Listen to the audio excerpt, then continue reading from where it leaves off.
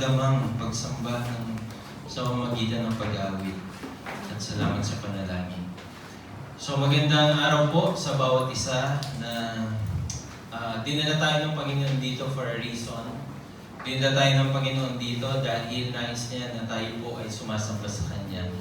At purihin po ang Panginoon dahil may kalayaan tayo na gawin yung ganitong gawain. Regardless of numbers, ay may freedom tayo to express our gratitude to our Lord dahil deserve niya yung pagsamba nasaan man tayo naroon. And sa ating mga bisita, salamat po sa inyong pagpasok at pagdalo sa munting pananambahan dito po sa CAs. Bagamat ang ating pong pangalan ng church natin ay DCF, at nakikigamit po tayo dito sa 0 hour tuwing araw ng linggo.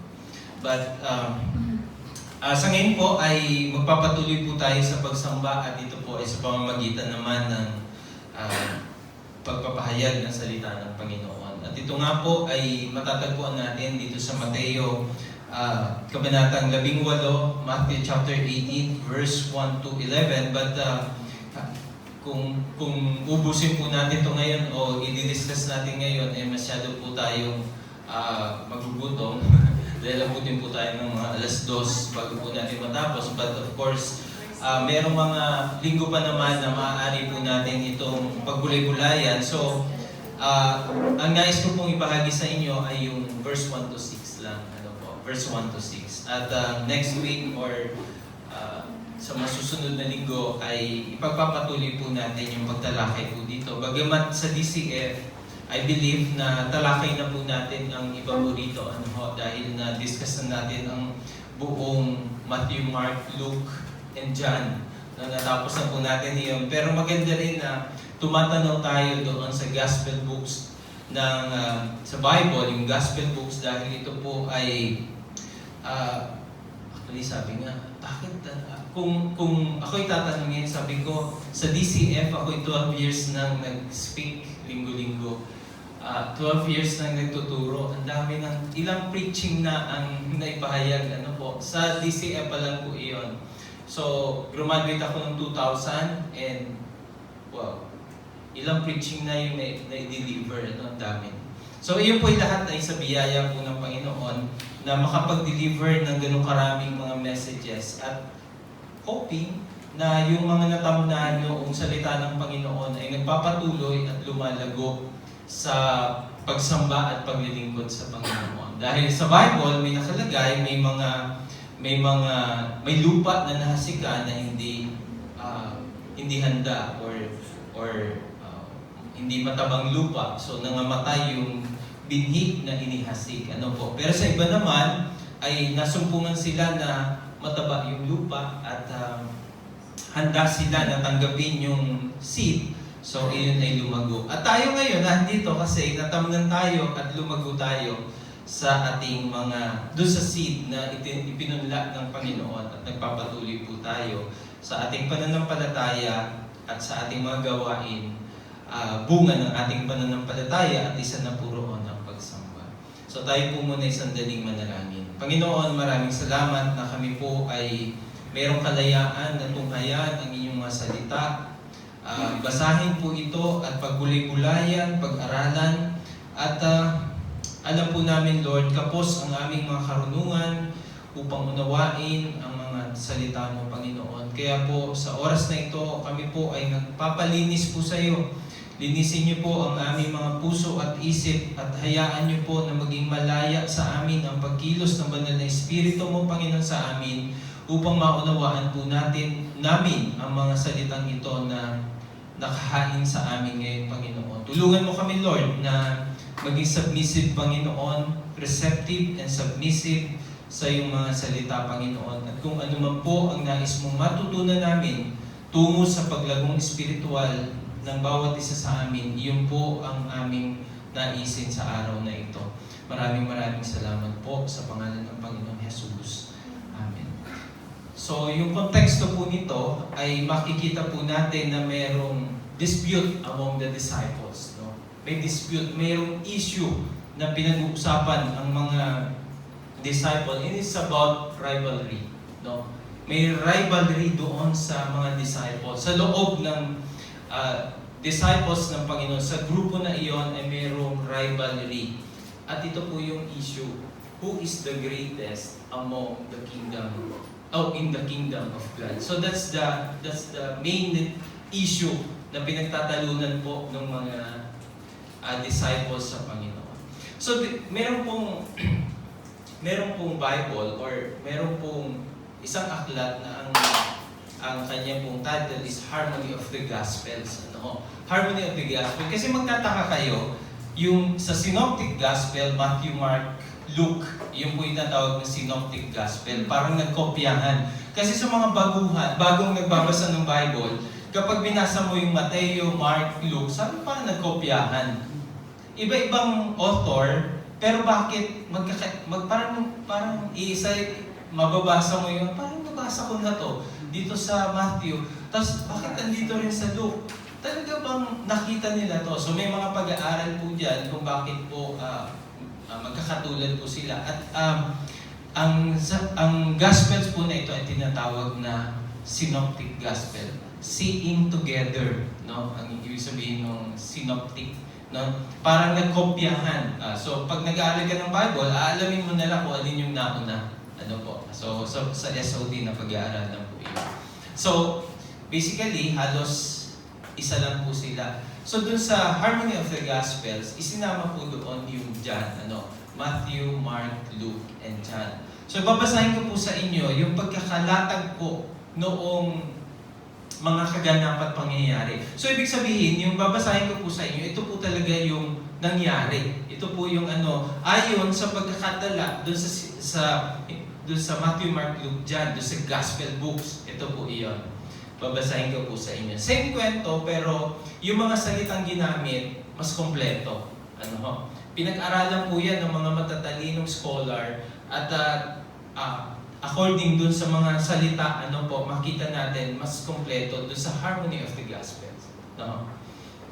Ito po yung combination. Pag sabi harmony, combination ng Matthew, Mark, Luke, John, the same narrative, the same story, pero may iba-ibang salita doon na pinagsama-sama, pinag-aralan, at ito po yung nabuo. At sabi po, at that time, the disciples came to Jesus when He was in the house saying, so pag tingnan nyo doon sa binasa kanina, wala yung iba, di po ba? Pero sa ibang gospel books, nandun po ito. At the time, the disciples came to Jesus when He was in the house saying, who then is the greatest is in the kingdom? Then Jesus asked them, what was it you disputed among yourselves on the road?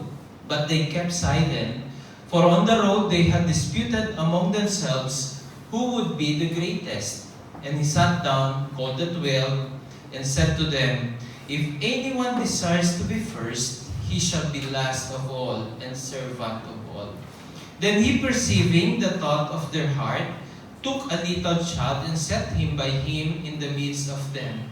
And He had taken him in His arms. He said to them, assuredly I say to you, unless you are converted and become as little children, you will by no means enter the kingdom of heaven.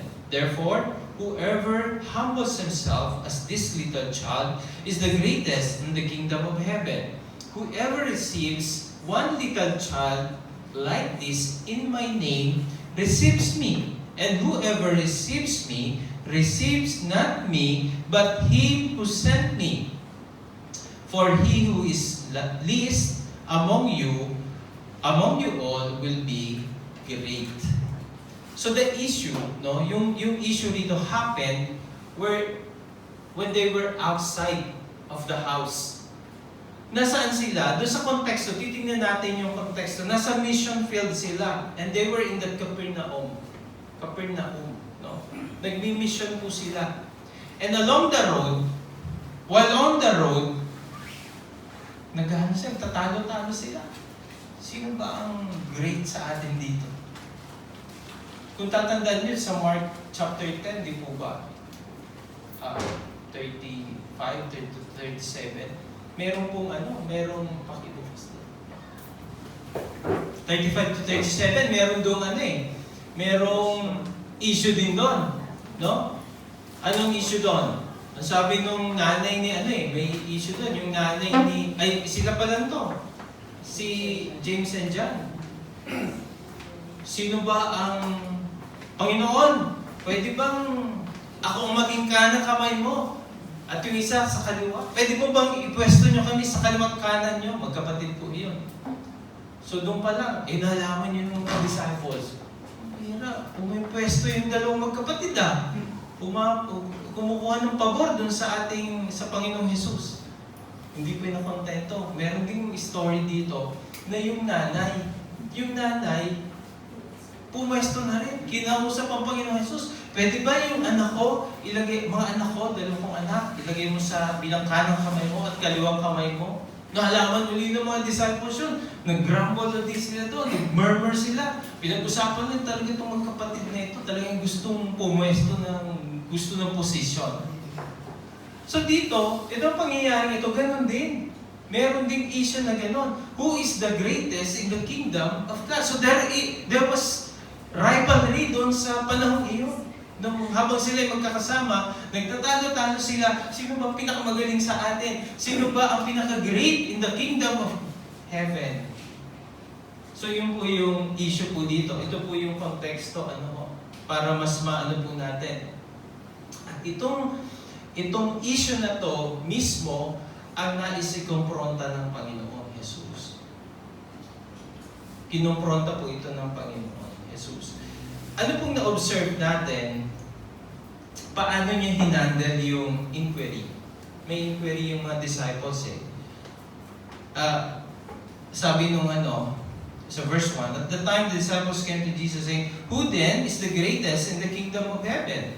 So, may inaasahan silang sagot na akala nila pag nagtanong ang Panginoon Jesus, who is the greatest, who is the great in the kingdom of heaven? Si Pedro. Kasi siya yung pinuno ng grupong ito. Siya ang great. Di ba? Pero iba yung inaasahan. Hindi doon sa inaasahan. Iba yung sagot ng Panginoong Jesus. At nagulat sila sa sagot ng Panginoon dito. Kinounter ng Panginoon yung sagot. Hindi siya nagpangalan, but he countered the question. Doon sa Mark chapter 9, naka-record dito. What was it you disputed among yourselves on the road? Instead na sagutin at magpangalan ng Panginoon, ito, bida to sa akin. So ito yung pinuno, ito yung pinapaboran ko. Hindi yan ang sagot ng Panginoon. Pero sabi niya, ano ba ang pinag-uusapan niyo doon sa road? Ano ba yung pinagtatalunan niyo? Ano ba ang issue niyo? Habang tayo ay nasa misyon, nag-i-issue kayo. Habang tayo ay galing sa misyon, anong issue nyo? Pero nahiya sila. But they kept silent. Sabi ng talata. But they kept silent. Ayaw nilang i-bring out yung issue sa Panginoong Jesus. Gusto lang nila magpangalan ng Panginoong Jesus. Kasi nga may nauna ng gustong pumesto Diba? May pumesto na kanang kamay, kaliwang kamay ng Panginoong Jesus. Pero dito makita natin, iba yung naging approach ng Panginoon at hindi siya nagpangalan. At ang tanong niya, ano bang issue niyo? Gusto niya alam siyempre ng Panginoong Jesus kung anong issue, pero gusto niya magtanong, ano bang hindi niyo pinagkakasunduan? But they kept silent. At ayaw nilang i-bring out yung issue. At yung konteksto, ano ba yung pinagtatalunan niyo? Parang, sino ba ang nagpasimula ng apoy? Silent sila. Ayaw nilang sabihin kung sino, ano po. But the real issue was, who is the greatest? Iyon po talaga yun. Alam mo kung ba't nakakayang i-bring out sa Panginoon? Dahil bunga lang ito ng jealousy. Jealousy. Nagpepwestuhan sila kung sino yung magiging mabango sa mata ni Jesus. Ano yan? This bride, no? Pero for this particular event, is a jealousy among themselves. There was jealousy. Napag-usapan natin minsan yung jealousy, hindi jealousy, jealousy. Katatapos lang natin talakayin ang 1 John, pero gusto ko itong balikan para ma-remind tayo noong matindi kasi itong kasalanan ng jealousy. Para itong apoy na nanununog. No? 1 John chapter 2, verse 9 to 11. The one who says he is in the light, 1 John chapter 2, verse 9 to 11. The one who says he is in the light and yet hates his brother is in the darkness until now. The one who loves his brother abides in the light, and there is no cause for stumbling in him.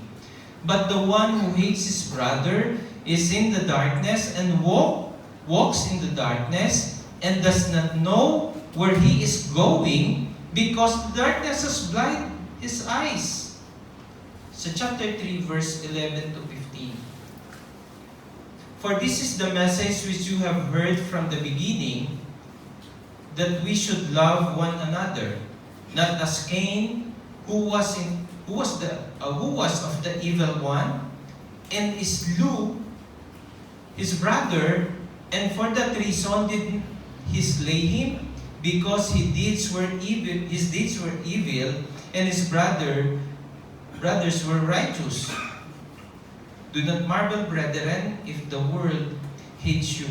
So kung tatatandaan po natin yung issue dito, doon sa issue ni, isasabi sa 1 John, kung ganito ka pa rin, no, may jealousy ka pa rin sa kapwa mo mananampalataya, you're still walking in darkness. You're still walking in darkness. At dito makikita natin, nangyari kay Abel at kay Cain, no? Dahil sa selos sa kapatid niya, pinalo niya sa ulo yung kapatid niya, si Abel, patay.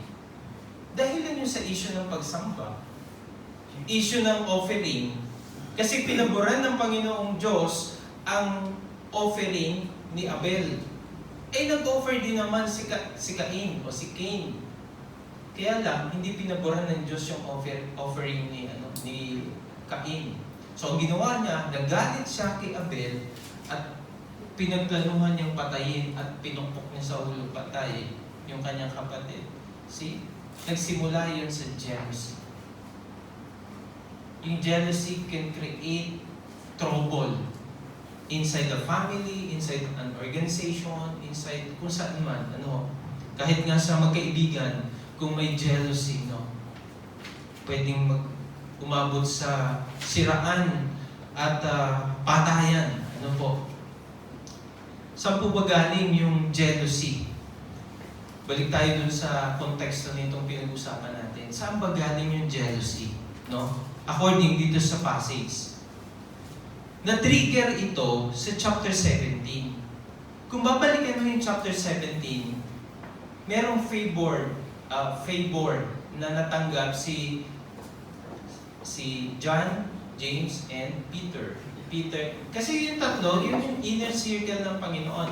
Mayroong 12 disciples, pero may tatlong inner circle ng Panginoon. Ito kasi yung mga pioneer to. Ito yung mga unang talagang na tinawag ng Panginoon sa kanyang mga disciples.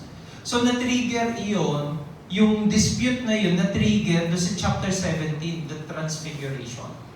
Kasi nakasaksi ng Transfiguration ng Panginoong Jesus. Itong tatlong ito. Pero tulog-tulog naman sila, di ba? Ay, tulog kayo. May matulog. Parang yan, ninantok na rin kayo. So, natok na ba kayo? So, during the Transfiguration, nag-antukin din yung tatlo. No? Nag-antukin din sila. So, dito po nagmula talaga yung issue. No po? Dito nanggaling yung jealousy. Kasi pinaboran si Peter, si James, at si John. Di ba? Parang, ito, alam naman nila na pumipwesto nga yung dalawa, tapos pinaboran pa. Di ba? Parang, sakit naman yun. Parang, paano naman kami? Lagi na lang sila. Lagi sila ang tinatawag, lagi sila ang maganda sa paningin mo. Paano naman kami, no? Bakit sila nang isinama? Bakit lagi sila ang may pabor? Nakalimutan nila yung teaching ng Panginoon. No? Ito yung jealousy. Ida-darken niya yung mata mo, wala ka nang makita, hindi na reasonable yung pag-iisip mo. Tatakpan niya yung mga dati nang natutunan mong aral ng Panginoon. Nawala yun dahil yung sa jealousy. Sayang, di ba? Kaya pinaalala ng Panginoon yun sa kanila, no? Nakalimutan nilang i-apply yung direct teaching ng Panginoon sa Sermon on the Mount. Di ba? The Beatitude. Blessed are the poor in spirit, for they shall see the kingdom of God. Di ba? Poor in spirit. Sa chapter 5 ng Matthew, nakalimutan nila yon. Hindi pa nagtatagal, tinuturo yun, di ba? Tinuturo ng Panginoong Jesus yun. It's about humility. Blessed are the poor in spirit, for they shall see the kingdom of heaven, the kingdom of God. Alam niyo po, humility po yun. Pero doon sa dispute, sa issue na kanilang ginalawa, yung dispute nila, nagpapaangatan sila, who is the greatest in the kingdom of heaven? Nawala. Nagpapaagalingan sila, nagpapaangatan sila. Gusto nila sila. Nakalimutan nila yung aral ng Panginoon. Baligtad lahat doon sa nararamdaman nila. Pagpapakumbaba. Pagpapakumbaba. Ang nagtulak sa kanila para tanungin ang Panginoon to settle the issue. Alam niyo yung tanong nila dito, pumunta sila sa Panginoong Jesus para ang Panginoong Jesus ang mag-settle ng issue. Pero pinatulan ba sila ng Panginoon doon sa gusto nilang mangyari? Hindi po. Instead kasi na isa man lang sa kanila, 12 yun eh. Sana isa man lang sa kanila doon ang tumayo. No? At sabihin, nakakahiya naman itong ginagawa natin. Malalaman pa ng Panginoong Jesus ito. Malalaman pa. Kailangan pa bang itanong natin sa Panginoon? Magpakumbaba na lang tayo. At tingnan na lang natin yung kapwa natin na na pare-pareho lang naman tayo dito sa harapan ng Panginoon. Wala namang favoritism ang Panginoong Jesus. Pero, itong mga disciple ng Panginoon, wala man lang tumayo kahit isa at nagsabi, putulin na natin ito. Nakakahiya ito sa Panginoong Jesus, itong issue na ito. Bunga lang naman ito ng selos at pagmamataasan natin. Kaya lumitaw itong dispute na ito. So bakit pa kailangan ng Panginoong Jesus mag-explain na pinili niya si Pedro, si James at si John para isama at paboran instead na yung iba? Diba? Kailangan ba mag-explain ni Jesus sa kanila? Ng Panginoong Jesus? Hindi. Diyos siya eh. Hindi kailangan mag-explain sa kanila ng Panginoong Jesus. Dapat sa kanila pa lang, pinutol na nila. At pinaalala nila, di ba, nag-sermon ng Panginoong Jesus doon sa Mount. Anong sermon ng Panginoon? Humility. Ito nangyayari sa atin. Humility ba to? Who is the greatest in the kingdom of heaven? Di ba yun yung issue? So, gusto nila, sila yung nakapwesto, nakaposisyon. Sayang, walang tumayo. Kahit isa man lang sa kanila. At pinacify na yung issue. Or pinatay na yung apoy kaagad-agad. Akala nila, simple lang yung inisip nila na ang Panginoong Jesus, simple lang yung issue, and according doon sa gusto nilang marinig, ang sagot ng Panginoon. Nag-explain ba ang Panginoong Jesus kung bakit niya pinili si Peter? Kung bakit niya pinili si John at James? Ito ang sagot ng Panginoon. Ang ganda. Hindi ito yung ina-expect ng mga disciples na sagot. Ang sabi ng Panginoon, if anyone desires to be first, he shall be last of all and be servant of all. Lahat na. Akala nila may papangalanan ng Panginoong Jesus na ipoposisyon. Kabaligtaran lahat. So yung issue ng yun yung makamundong pagnanasa. Di ba yung mga tao? Ang mga tao sa mundo, di ba? Gusto siya magaling, siya lang ang pinakikinggan, siya lang ang pinapaboran. Ito yung mundo natin ginagalawan, di ba? kaya nga, dami nagsisigawan dyan. Sa kalye na lang, di ba? Sigawan yung mga driver. Di ba? Kasi pagaling niya, mas magaling, ang feeling niya, mas magaling siya, di ba? So kaya ang daming nag-aaway. Iba ang Panginoong Jesus, ang turo ng Panginoong Jesus. Ang sabi niya, if anyone desires to be first, kung gusto mong magbida-bida, gusto mo ikaw ang umangat, eto gawin mo. You shall be last of all and be servant of all. Paano naman yun? Leader nga ako, ba't ako naghuhugas ng pinggan? Leader nga ako, ba't ako ang nagwawalis? Leader nga ako, ba't ako ang nagsasaing? Bakit leader ako, pero ako yung... Diba? Alam mo kapag hindi ka makagawa ng gawaing bahay, gawain sa church, diba? Dapat sa church pagkakatapos ng worship service, nag-aagawan ako, magwawalis ako. Sisikuan ako na. Dapat ganon kasi, iyon ang turo ng Panginoon. Hindi yung pagkakatapos mga nakaupo, nakahilata. Yung parang yung aping-api yung parang meron talagang ganung servant heart na talagang hindi siya mapakali hanggang hindi maayos ang lahat. Alam na natin dito kung sino yun. Yung bang talagang parang tinutulak na sa mga gawain. Di ba? Di ba dyan? Sa gilid-gilid dyan. Napaka-servant yung puso niya. So, praise God sa taong yun. Dapat ganun kasi talaga. No? Nag-uunahan para magpakumbaba, no? Hindi porket pastor, hindi na marunong magwalis. Hindi porket pastor na, hindi na marunong magsaing. O gumawa ng mga gawain, hindi ako naniniwala. Iyon ang tawag dapat na servant leadership. No? Hindi porket pastor na, nakaupo na lang. Hindi. Pare-pareho lang tayo dito sa harapan ng Panginoon. Walang mataas dito. Lahat tayo ay pantay-pantay sa harapan ng Panginoon. Yung magagawa nyo, magagawa din yun ng mga pinuno o ng pastor. Hindi po ba? Nga pag tumanda na, sakit-sakit, di ba? Mga limitado na, nalilimitahan na. Pero ganun po ang mga disipulo ni Kristo. Walang pag-aangatan, walang pagmamataasan, walang selosan. Kasi lahat tayo espesyal sa paningin ng Panginoon. Sabihin mo sa katabi mo, special ka. Special ka. Ang sarap, no? Sarap pakinggan na special ka. Asado ang pandesal.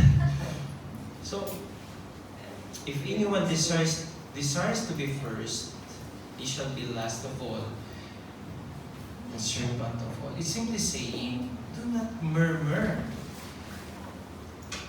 Huwag mong sirain yung kapwa mo mananampalataya. Para iangat mo yung sarili mo, sisiraan mo yung iba. Mali yun. Hindi yun galing sa Diyos. Hindi yung karakter ng isang mananampalataya. May mga ganun tao, di ba? Para umangat ka, titirahin mo yung iba, sisirain mo yung karakter ng iba. Hindi po sa Panginoon yun. Never na tinuro ng Panginoon yun. No?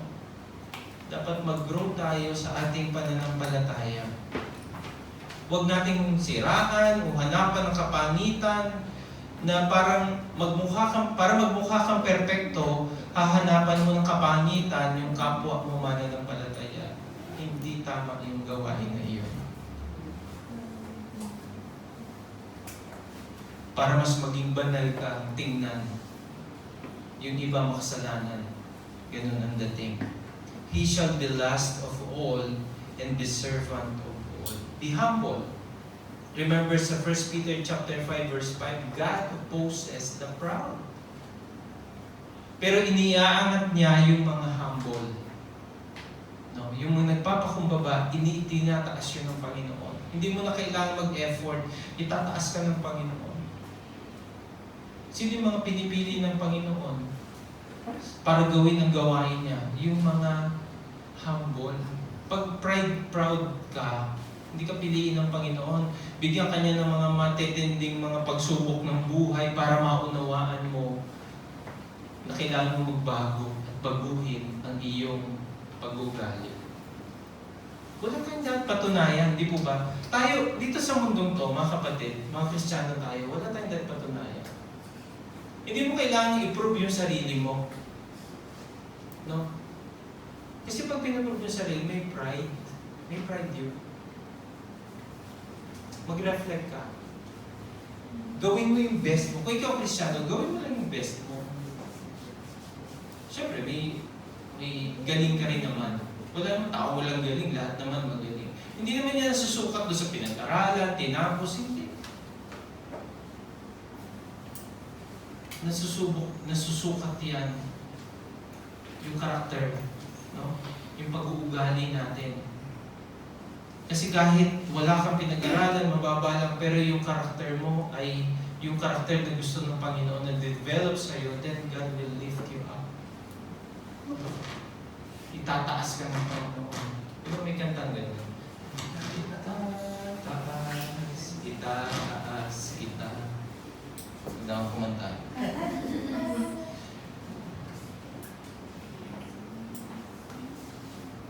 Evil character po yun. No? Hindi tamang karakter. Hindi galing sa Panginoon yun. Galing kay Satanas yun. Eh di ba, yun ang trabaho ni Satan.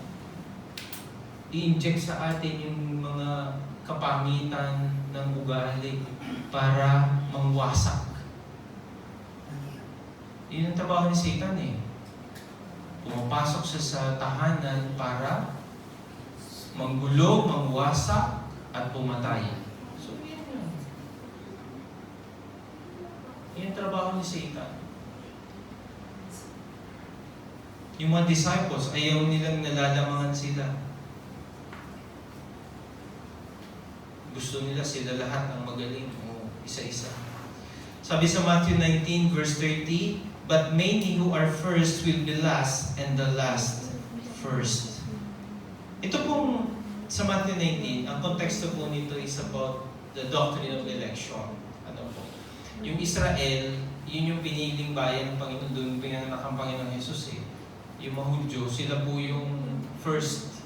Di po ba? Pero napansin nyo, yung mga Gentiles katulad natin, tayo yung last, supposedly last. Pero during the rapture, sino mauna? Yung church, yung mga Gentile churches.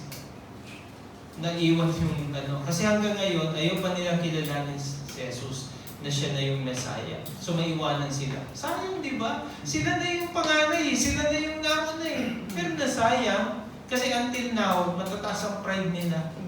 Ayaw nila kilalanin ang Panginoon Jesus sa buhay nila as their Lord and Savior. So nauna tayo. Tayo yung mga dating mga hidden, mga idol worshippers, mga ito tayo. Pero ngayon, tayo pa yung sumamba at na sumusunod ang mga disciples ng Panginoong Jesus. Kaya tayo yung mauna. Ano po. And itong principle na ito can be applied sa spiritual life po natin. Kapag ikaw ay matanda na, ilang taon ka nang sa church? 10 years? 20 years? Pero kung napakabagal ng iyong paglago, mauunahan ka ng bago pa lamang, pero ang bilis ng paglago. Papayag ka ba? Nasa character. Humility kasi yun. Hindi dito pinag-uusapan ko ang tagal-tagal mo ng miyembro ng isang local church. Pero yung ugali mo, nuknok ka naman ng pangit, walang transformation. Walang conversion na nangyari. Wala po yun. Talo lang yun ng isang bago na convert talaga. May conversion. Not convert sa religion or whatever. Conversion ng puso, ng spirituality niya, na convert doon sa spirituality na gusto ng Panginoong Jesus. Then, mas mauuna pa sa iyo yun. No? Mas mabilis. Tapos magre-reklamo ka. Kasi, bago lang siya, bakit parang siya, mas mabilis siya, mas magaling siya mag-share ng gospel, bakit tingnan mo yung sarili mo, instead na tingnan mo yung tao na ginagamit ng Panginoon, tingnan mo yung sarili mo, ikaw ba nagsishare na rin ng gospel? Ikaw ba ay may puso sa gospel, may puso sa paghayo? Yun ang tingnan mo. Hindi yung i-compare mo yung sarili mo. Laging laging, ang tamang attitude ng Christian, laging reflection sa sarili mo. Kumusta na ba ako sa harapan ng Panginoon? Kasi sense natin ang Panginoong Diyos. Ano po? Iba po kasi yung prinsipyo ng Panginoon in terms of greatness, no? Opposite po sa mundo. Opposite na opposite, ano po? Sa kingdom of God, those who are humble and has a servant heart are the great.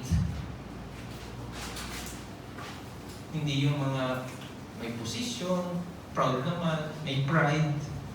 Hindi po iyon. Then, para mas maintindihan natin, ginamit ng Panginoon yung verse 3 to 6. Ito po yung analogy na ginamit ng Panginoon para maipaintindi niya at may paunawa niya sa mga disciples yung ibig niya sabihin doon. Yung sinabi niya, truly I say to you, unless you are converted and become like children, you shall not enter the kingdom of God. So ito po yung analogy ng Panginoon. Little children. Sa Griego, sa original na pagkakasulat nito, ang ibig sabihin ng little children ay infant or toddler. Baby, ano po. In terms of humility and full trust, hindi isip bata, kundi doon nilintulad yung nais na makita ng Panginoon doon sa kanyang mga disciple. Ito po yung definition, the exact definition noong sinabi ng Panginoon, unless you are converted. The word is conversion. This is the true definition of the word true conversion. No? It pictures faith as simple, helpless, trusting dependence of those who have no resources of their own. So yung mga toddler, yung mga baby, wala talaga po silang kakayanan. Wala silang alam, wala silang kakayanan, dependent po sila. So yun po ang true conversion na nais makita sa atin ng Panginoon. Na huwag natin tingnan ang mga sarili natin na magagaling tayo na hindi. Tingnan mo ang sarili mo as baby, no? Sanggol, na walang kakayanan, kundi ang umasa, dumepende, helpless, simple.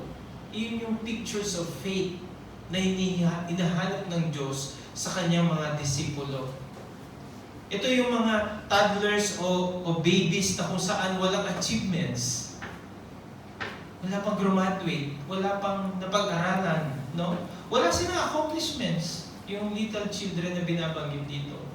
Ang alam lang nila, humingi ng gatas. No? Wala silang na-achieve pa sa buhay. Wala po silang accomplishment na i-offer or may pagmamalaki. Pero ito yung hinahanap na faith ng Panginoon sa kanyang mga disciples. Walang ipinagmamalaki, walang kakayanan, walang accomplishments.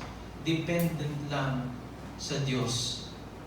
Sa verse 4, whoever then humbles himself as this child, he is the greatest in the kingdom of heaven. See? Yung isang taong walang achievements, walang accomplishments pa sa buhay, umaasa lang sa Diyos, ang sabi doon, siya yung pinaka-marangal. Siya yung pinaka-mataas sa paningin ng Panginoon. Walang pagmamalaki, walang pagmamataas. Sa verse 5, masabi dito, and whoever receives one such child in my name receives me. So yung mga taong gano'n, mapagpakumbaba, na walang inaasahan, walang may pagmamalaki, walang accomplishments, pero ginagawa yung gawain ng Panginoon. Ang ganda, no? Ang sabi ng Panginoong Jesus, and whoever receives one such child in my name receives me.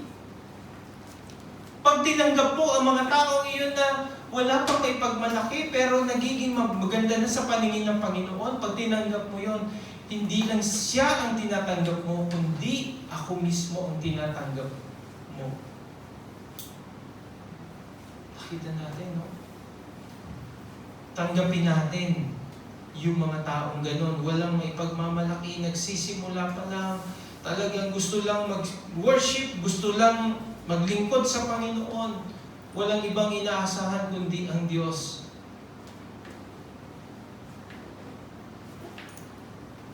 Iyon po yung mga tunay na believers, whose only desire is to glorify God by being obedient to God and to His commandment. Go and preach the gospel.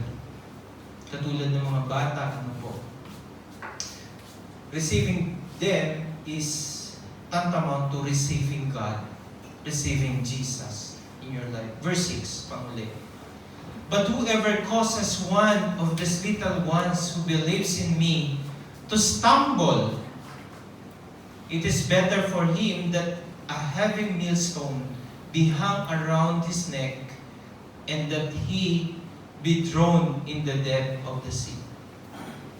So kung maging cause ka, napaka-serious ng warning dito ng Panginoon. Hindi po ito basta-basta. Very specific yung warning ng Panginoon. Very serious.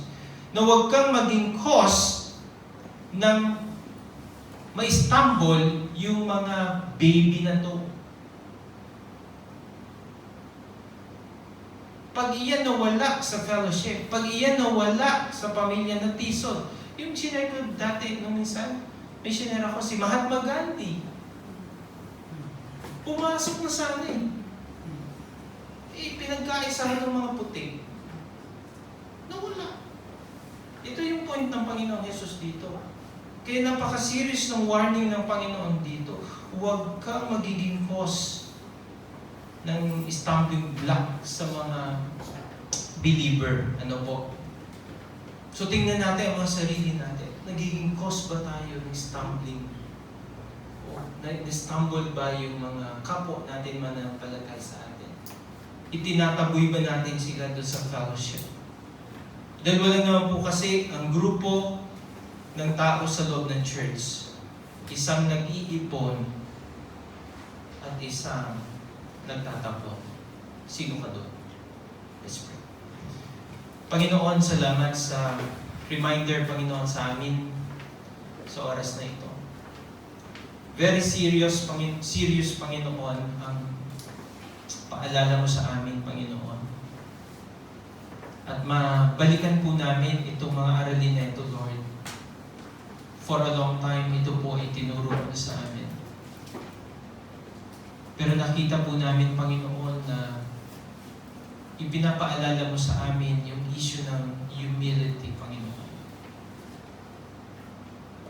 Hanggang ngayon, Panginoon, kami po ay mga umaasa pa rin lang, Panginoon, sa aral mo, turo mo, Panginoon. At hindi magbabago po iyon. Mananatili at manatili kami dapat na nagpapakumbaba, Panginoon, at hindi kami nagiging cause na may stumble sa amin ang ibang mananampalataya or lalo na ang mga bagong mananampalataya. Tulungan niyo kami, Panginoon, na maging mabuting katiwala ng mga kaluluwa na pumupunta sa amin para sa worship, discipleship, and service. Marami pong salamat, Panginoon, na makahingiling kami sa iyo ng tawad sa oras na ito. Kung nasumpungan niyo kami, Panginoon, na nagiging katisuran sa iba, tulungan mo kami. Tulungan niyo kami, Panginoon, na mag-improve. Patawarin niyo po kami sa aming mga pagkakamaling ito. At lalabas kami sa lugar na ito ngayon na pinatawad mo na kami. At makakapagsimula kami uli na magiging encourager kami, Panginoon, sa mga batang mananampalataya.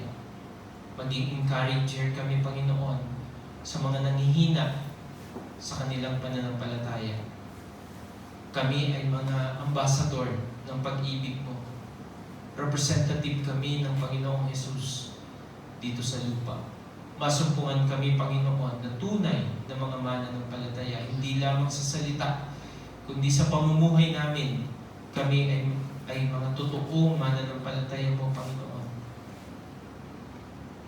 Tulungan niyo kami. Purihin po kayo. Sa pangalan ni Jesus. Amen. Magandang umaga po.